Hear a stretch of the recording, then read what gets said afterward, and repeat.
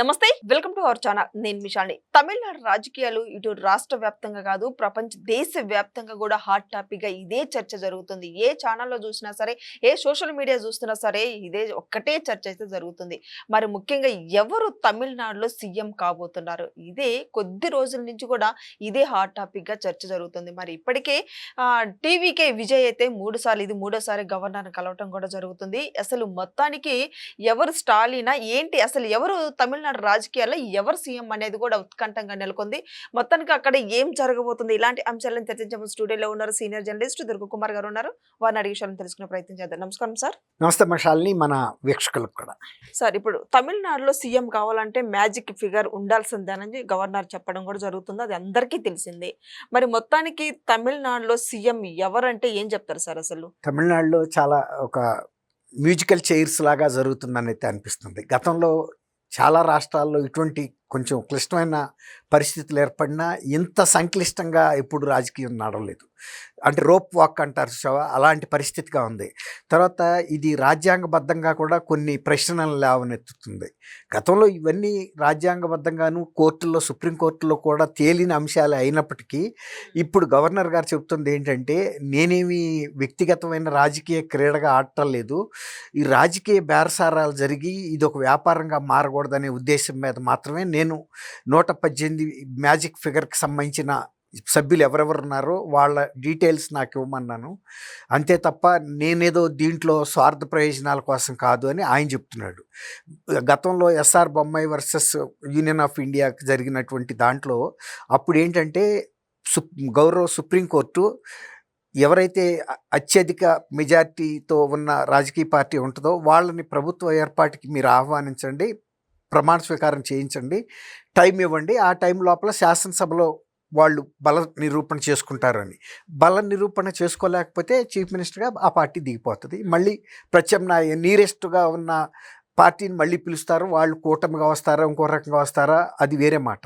ఇప్పుడు ఇక్కడ పరిస్థితి ఎట్లా తయారైందంటే 50 ఏళ్ళుగా ప్రత్యర్థులుగా ఉన్న ఏఐడిఎంకే, డిఎంకే కూడా ఒక కూటమిగా ఏర్పడతారనే మాట కూడా వినపడతా ఉంది.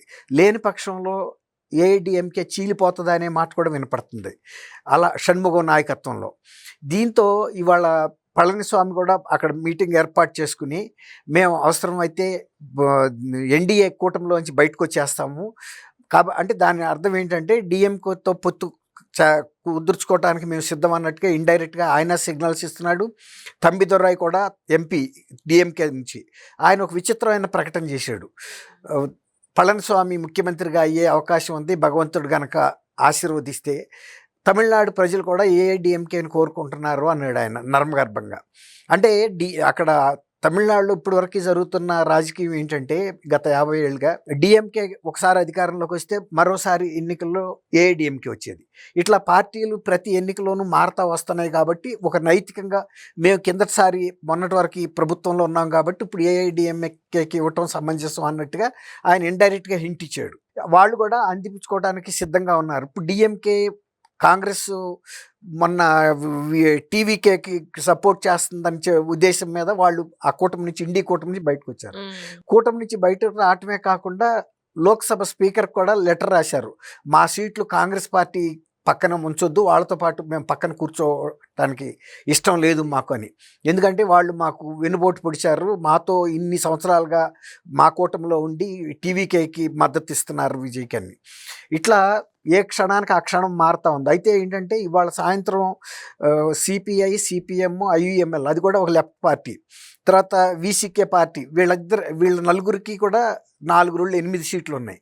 వీళ్ళకి 107 సీట్లు అంటే టీవీకేకి ఉన్నాయి. కాబట్టి ఒక 115 వరకు వీళ్ళు అయ్యే అవకాశం ఉంది. ఈరోజు నిర్ణయం తీసుకుంటారంటున్నారు. లెఫ్ట్ పార్టీలను కూడా ఒక రకంగా ఈయన ఒత్తిడి చేస్తున్నాడు స్టాలిన్ను, మీరు మాకు ఇన్ని సంవత్సరాలుగా పొత్తులో ఉండి మీరు వెళ్ళి ఆ పార్టీలో చేరతారా అని. ఇలా ఒత్తిళ్ళ మూలాన కూడా ఏ పార్టీ కూడా ఒక స్పష్టమైన నిర్ణయం తీసుకోలేక తటపటాయిస్తున్నాయి. అందులో విజయ్ది ఏంటంటే చాలా అంటే చాలా అతి కష్టం మీద ప్రభుత్వం నిలబెట్టుకునే పరిస్థితిలో ఉన్నాడు. కాబట్టి ఏ ఒక్కళ్ళకి కోపం వచ్చినా కూడా పతనం అయిపోతుంది. అందువల్ల ఏ పార్టీలు కూడా స్పష్టంగా నిర్ణయం తీసుకుంటే విజయ్కి మద్దతు ఇవ్వటానికి టీవీకేకి రేపు భవిష్యత్తులో ఇక మళ్ళీ మన దారులు మూసుకుపోతాయి. అసలు టీవీకే పార్టీ ఏదో మొన్న గాలివాటంగా వచ్చింది తప్ప దీనికి నిజమైన బలం ఉందా లేదా అనే అనుమానాలు ఉన్నాయి. అందువల్ల ఏఐడిఎంకే డిఎంకే లాంటి స్ట్రాంగ్ పార్టీస్ని వదులుకుని ఇతన్ని నమ్ముకుని ఇది తాత్కాలికమైన ఏర్పాటు, ఇది ఎంతకాలం ఉంటుందో ఉండదో తెలియదు. తర్వాత మళ్ళీ ఈసారి ప్రజల్లోకి వెళ్ళినప్పుడు అంత సానుభూతి వస్తుందా రాదా తెలియదు. కానీ టీవీకే పార్టీ వాళ్ళు మాత్రం ఒకటి ధైర్యం మీద ఏమన్నారంటే, ఇప్పుడుకొచ్చిన నోటేడే కాదు, ఈసారి కనుక వీళ్ళు చేసిన రాజకీయ క్రీడ చూసిన తర్వాత ప్రజలు ఇంకా కొంత సానుభూతి మాకు పెరిగి కనీసం 120, 130కి పై కూడా వస్తాయనే సానుభూతి పవనాలు మనకి సానుకూలంగా ఉంటాయి. ఎందుకంటే ఇప్పుడే మనకి 108 స్థానాలు ఇచ్చారు అంటే ఈసారి ఈ క్రీడంతా చూసిన తర్వాత టీవీకేకే స్పష్టమైన మెజారిటీ ఇస్తే మనకు మంచి ప్రభుత్వం వస్తుంది. మన వైపు ఎట్టాగు మొగ్గు చూపారు కదా, కాబట్టి ఏఐడిఎంకే డిఎంకేలు చేస్తున్న ఈ ప్రెషర్ని తట్టుకుని అవసరమైతే వాళ్ళిద్దరూ ఏకమయ్యే పక్షంలో మనం మూకుమ్మడిగా రాజీనామా చేసేద్దామని, అంటే ఒక రాజ్యాంగం పరంగా ఇన్ని స్థానాలు రాజీనామా చేసినప్పుడు ఈ శాసనసభను రద్దు చేసి బై ఎలక్షన్కి రీపోల్కి వెళ్ళాల్సిన పరిస్థితి సృష్టించాలని వాళ్ళు చూస్తున్నారు. అయితే ఏంటంటే అసలు ఇప్పుడు ఈ అస్తవ్యస్త పరిస్థితుల్లో ఆర్టికల్ 356 ఉపయోగించి అసలు ఈ శాసనసభని సస్పెండెడ్ యానిమేషన్ అంటారు, సుషుప్తావస్థాన్ని, అంటే రద్దు అవ్వదు, ఉంటుంది, మళ్ళీ ఇంకొకసారి మళ్ళీ సమావేశపరుస్తారు. ఈ ఎన్నికలు యాజ్ ఇట్ ఈజ్గా ఏ అభ్యర్థులకి ఏ పార్టీలకి ఎన్ని సీట్లు వచ్చినాయో అన్ని సీట్లు ఇంటాక్ట్గా ఉంటుంది. కానీ ఇప్పుడు ఇమీడియట్గా సమావేశపరచరు, రాష్ట్రపతి పాలన పెడతారు. ఇంతలోకి ఈ పార్టీలు ఏ అవగాహనకు వస్తాయో కొంత టైం ఇస్తారనమాట. అంతేగాని మళ్ళీ రీపోల్కి వెళ్ళే సందర్భం రాదు. అట్లా ఇన్ని రకాల అవకాశాలని గవర్నర్ కూడా చూస్తున్నాడు.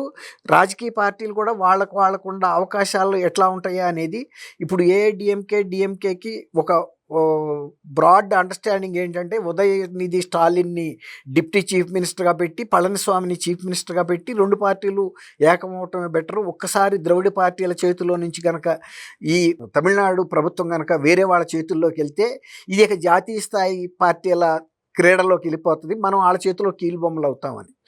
అందువల్ల డిఎంకే కూడా ఏమంటుందంటే, మీరు ఏఐడిఎంకే గతంలో మొన్న ఎలక్షన్లో బీజేపీతో పొత్తులో ఉంది, మీరు స్పష్టంగా బయటకు వస్తే మనం ఆలోచిద్దామని. అంటే బీజేపీ వెనకాలండి ఇవన్నీ కూడా ఆడిస్తుంది గవర్నర్తోనూ. తర్వాత ఏఐడిఎంకే లాంటి పెద్ద పార్టీ కనుక బీజేపీతో కనుక అలయన్స్లో ఉంటే పొత్తులో ఎప్పటికైనా కూడా మళ్ళీ అది బలపడే అవకాశం ఉంటుంది. తర్వాత ఏఐడిఎంకేని జాతీయ పార్టీ కాబట్టి బీజేపీ పక్కకు తోసేసి బీజేపీ ప్రాధాన్యత పెంచుకుంటుంది.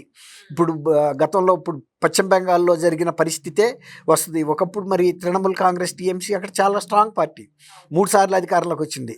కానీ బీజేపీ మెల్లిగా వీళ్ళని పడగొట్టాలి అనుకున్న తర్వాత చాలా వ్యూహాలు వేసింది.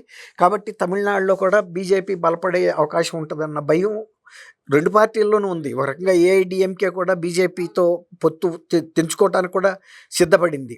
ఇవన్నీ కూడా రాజకీయంగా ఎవరు ఊహించినటువంటి ఈక్వేషన్స్ ఇవన్నీ. కాబట్టి ఇవాళ ఏ పార్టీ వస్తుంది రాదు అనేది మనం ఏం చెప్పలేని పరిస్థితిగానే ఉంది. తర్వాత రాజ్యాంగపరంగా కూడా ఎటువంటి నిర్ణయాలు తీసుకుంటారు. తర్వాత టీవీకే పార్టీ కూడా సుప్రీంకోర్టుకి వెళ్ళి ఇక్కడ తమిళనాడులో మాకు అవకాశం సింగిల్ పార్టీగా మేము గెలిచినప్పటికీ ఇవ్వటం లేదని వెళ్ళాలని కూడా ఆలోచించేస్తుంది.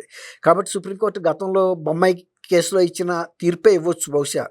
చాలామంది మేధావులు కూడా ఏమంటున్నారంటే, లోక్ భవన్లో కాదు నిర్ణయించాల్సింది, అత్యధిక సింగిల్ పార్టీగా వచ్చిన టీవీకేని ఆహ్వానించిన తర్వాత ఒకవేళ కనుక ఆయన నిరూపణ చేసుకోలేని పక్షంలో మళ్ళీ గవర్నర్ ఇంకొక అవకాశం వేరే వాళ్ళకి ఇవ్వచ్చు తప్ప ముందుగా మాత్రం ఆయనకి ఇవ్వాలి, ఇది సహజ న్యాయం.